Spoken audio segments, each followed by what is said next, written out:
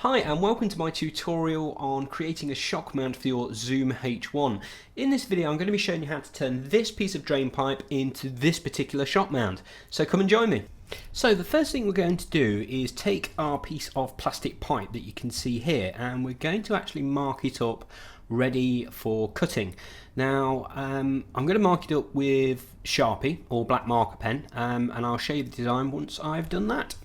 So the first thing I've marked out is two elliptical rings either end of the tube here. Now I've made these 1 centimetre thick. The reason being is obviously this shock mount needs to have some rigidity to it so that it doesn't actually collapse in on itself when it's put into tension via the elastic later. It's quite thick and durable anyway, so it doesn't need to be massive, but as I said, I've done 1 centimetre apart, so that's step 1. Just need to mark that out with the black marker and move on to step 2. Okay, so there we have it. I've now marked out all of the rest of the sections that I'm going to be removing. So as you can see here, the bits with the black checker marks on, that's the piece I'm going to remove. So there's going to be 3 panels which will be removed. So we've got the bottom support there. So that's going to be the section which we can either attach a mount for our microphone on, or in my case I will actually be using my desktop mount anyway, which will just grip onto that. But at the top, as we spin it around, you'll see that there's two lines. So we've got one line there, and as I turn it round, and we've got one line there. Now they're staying. Okay, that's again just to give it some rigidity. But what I've done, which is slightly different from a lot of the shock mounts that I see in the shops or I've seen produced before, is that they tend to have the support right at the top, which allows you to gain access from the sides. But again, as you probably noticed on the Zoom H1, there's actually the record button on the top, so you have to try and get your finger underneath and then basically press it that way. So I thought if we move them either side, then of course it gives us a bit more access space there. So moving on to the next section, which is going to be cutting out. Now I'm going to be cutting out my sections using a multi-tool, which is a vibrating saw basically, and that will allow me to remove this plastic in a matter of minutes. You could do it with a Stanley knife. I'd be very careful though, because again, you know, this stuff's not really designed to be cut with a Stanley knife. Failing that, you could drill a couple of holes and then get maybe a hacksaw blade in there and cut that through. Again, you know, maybe that will give you a cleaner finish. But the next stage is cutting it out, so I'll go away and do that, and I'll show you the finished results in a second. So I've now managed to cut out all of the sections on the shock mount. What I've also done is go around and clean it up with a Stanley knife blade just to shave off any burrs that were on there. One thing you'll also notice is that there's no black marker pen anywhere on this.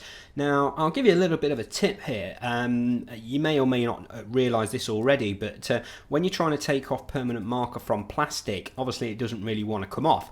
But what you can do is you can get yourself a can of WD-40 or similar lubricant, put it on a bit of a microfiber cloth and just give it a quick rub, and that will actually take off all of the pen markings. So again, it just leaves you with a cleaner finish and a smarter piece of equipment as opposed to something which has got marker pen all over it. Okay, now the next stage would be if you did actually want to mount a bracket onto this so that you could have it maybe supported on your digital SLR, your DSLR, or maybe you just wanted to attach it to a mount somehow, is you could fix that on that big section there, and again you'd be able to then secure that however you wanted to. Now one thing that I again will show you as a little bit of a tip is this bit of stuff here. You can find it in some shops. It's called Q-Bond and it's designed to weld plastic. Now I've used this for fixing fairings on motorbikes. I've used it for fixing cracks in plastic. Fantastic stuff. It's very easy to use. It's not very cheap, it's quite expensive. This cost me £10 for the box in the UK. You could probably find it a little bit cheaper online, but again, it's a local shop to me, so it's just easier to buy it there and then. Now to actually use the stuff, it comes in a powder form. You just literally shake a little bit of the powder with next to the 2 pieces of plastic you want to join, drop a couple of drops of the super glue type fluid which is in the box. What that does is creates a chemical reaction and actually fuses the 2 pieces of plastic together. Very effective, very strong, and I've found that better than any other type of adhesive for actually bonding plastic to plastic. Okay, so here we have the finished article. As you can see, what I've done is I've actually added on some elastic here to basically allow me to put the zoom through the centre there as a support. Now you'll also notice that I've notched the sides, so again that the bands don't actually move and they stay exactly where they're supposed to. What I'm now going to do is stick it on my mount and see whether it makes much of a difference. So this is without the mount and this is with the mount.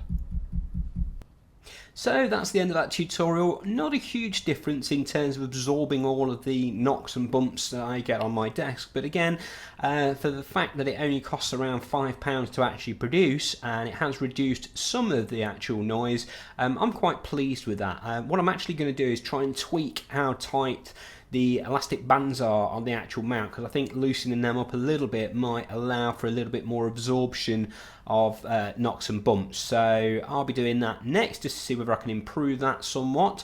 Again, if you've liked this video, please subscribe to my channel and check out my other videos. I'm going to be doing some tutorials on green screening and allowing you to hear some of my secret techniques. I've actually worked producing professional videos for corporate companies, IT companies, for their promotional videos, so it took me a long time to actually gain the skills and experience to create a good quality chroma key or green screen, and what I'd like to do is actually pass on these nuggets of wisdom to you guys. So again, subscribe to the channel and I hope to see you in a future video.